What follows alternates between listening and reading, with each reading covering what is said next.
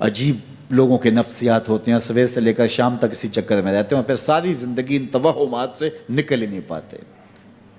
اللہ نے تمہیں پیسے دیے ہیں، نئی گاڑی تم نے خریدی ہے، چھوٹے بچے کا جوتا کیوں باندھ دیا آگے تم نے؟ جوتا باندھنے سے اگر یہ ایکسیڈنٹ سے، حادثے سے گاڑی بچ سکتی ہوتی ہے تو پھر پاکستان کے جتنے پی آئی اے کے جہاز ہیں سب پر باندھ دینا چاہیے، سب پہ جوتے لٹکے ہوئے ہوں۔ عجیب تم نے فلسفہ تراشا، کسی نے جو ہے وہ کالی رنگ کی پٹی باندھ دی نیچے، اس سے اس کو نظر نہیں لگے گی۔ گھوڑے کے پاؤں کے نیچے جو کھری لگی ہوئی ہوتی ہے، کچھ لوگوں نے اپنے گھروں میں وہ باندھی ہوئی ہوتی ہیں کہ اس سے ہمارے گھر کے اندر کوئی مصیبت نہیں آئے گی، کوئی تکلیف نہیں آئے گی۔ کسی نے ہنڈیا اپنے گھر کے اوپر الٹی رکھی ہوئی ہوتی ہے، یہ ہنڈیا بچا لے گی، اور میاں ہنڈیا کیا بچائے گی تجھے؟ اللہ کے قہر سے کچھ نہیں بچا سکتا۔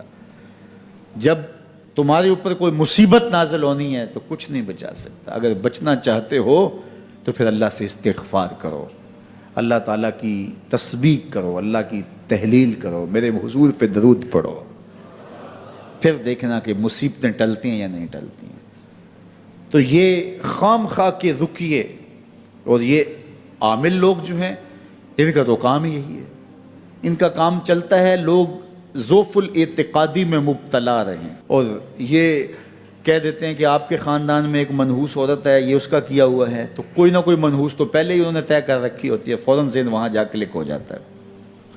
اس کا نون سے نام شروع ہوتا ہے، اس کا کاف سے نام شروع ہوتا ہے، اس کا جیم سے نام شروع ہوتا ہے، تو پورے خاندان میں کسی کا نام کاف، نون یا جیم سے تو شروع ہوتا ہی ہوگا، یا دوستوں میں، تو فوراً ذہن جو ہے ادھر منتقل ہو گیا۔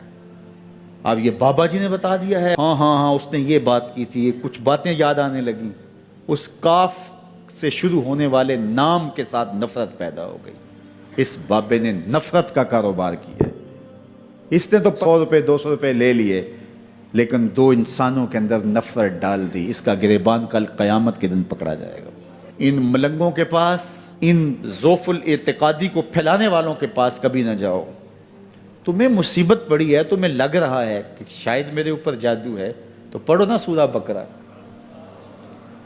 جادو جڑ سے اکھڑ جائے گا۔ 40 دن اپنے گھر میں سورہ بقرہ پڑھو، برکت ہوگی۔ کہتے ہیں مولوی صاحب 40 دن تو نہیں پڑھی جا سکتی، 2.5 پارے، ہمیں کوئی تعویذ ہی کر دیں۔ ہم شارٹ کٹ چاہتے ہیں نا، روزانہ صبح 2.5 پارے سورہ بقرہ پڑھیں، یہ تو ہم سے نہیں پڑھی جائے گی، تو آپ کوئی تعویذ ہی لکھ دیں۔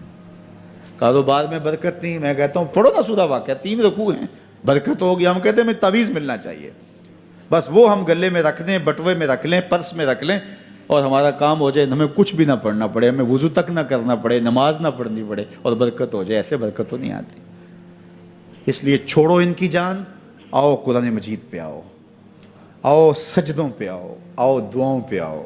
سحری کے وقت اس کی رحمتیں آواز دے رہی ہوتی ہیں، حل میں مسترزقن، ہے کوئی رزق مانگنے والا، اور تم اس وقت سوئے ہوئے ہو، سارے دن ٹھوکریں کھاتے ہو۔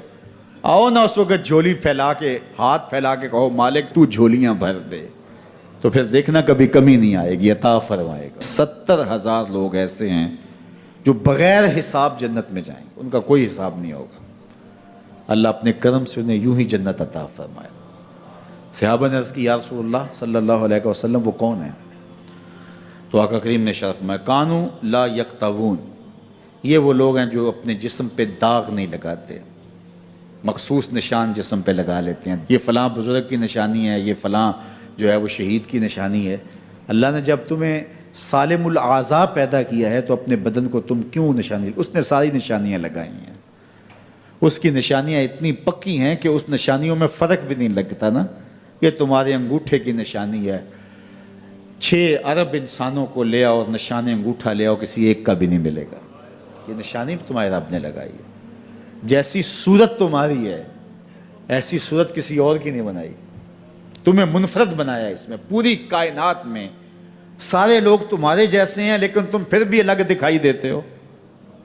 سب کی 2 آنکھیں، سب کا ناک، سب کے ہونٹ، سب کا رنگ ملتا جلتا، لیکن سب کی شکلیں الگ ہیں۔ یہ زید ہے، یہ بکر ہے، یہ عمر ہے، یہ آس ہے، یہ فلاں ہے۔